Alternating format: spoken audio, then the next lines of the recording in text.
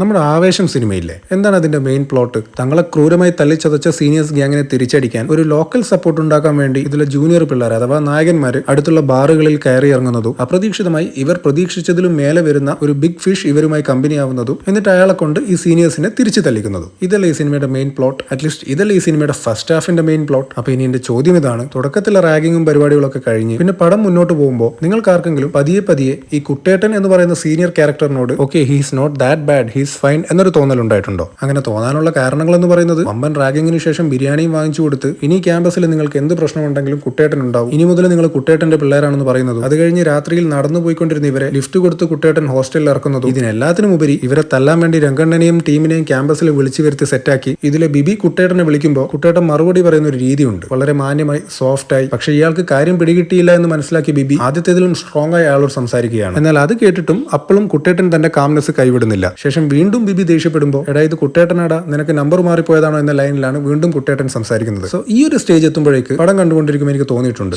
പുള്ളിയെ തിരിച്ച് തല്ലണ്ടായിരുന്നു എന്ന്. അപ്പോൾ ഇങ്ങനെ തോന്നിയ വേറെ ആരെങ്കിലും ഉണ്ടോ എന്നാണ് എന്റെ ചോദ്യം. മിക്കവാറും ഇതിനും നിനക്ക് മാത്രമേ ഇങ്ങനെയൊക്കെ തോന്നിയിട്ടുള്ളൂ എന്ന ഉത്തരമാണ് ഞാൻ പ്രതീക്ഷിക്കുന്നത്. ഇവിടെ എന്നാലും എന്നെ പോലെ ചിന്തിച്ച് ഏതെങ്കിലും ഒരാളെങ്കിലും ഉണ്ടോ എന്ന് അറിയാനുള്ള ഒരു ആശ്ചര്യം. സോ ഞാൻ ഈ പറഞ്ഞ പോലെ തോന്നിയ ആരെങ്കിലും ഉണ്ടെങ്കിൽ അത് കമന്റ് ചെയ്യുക.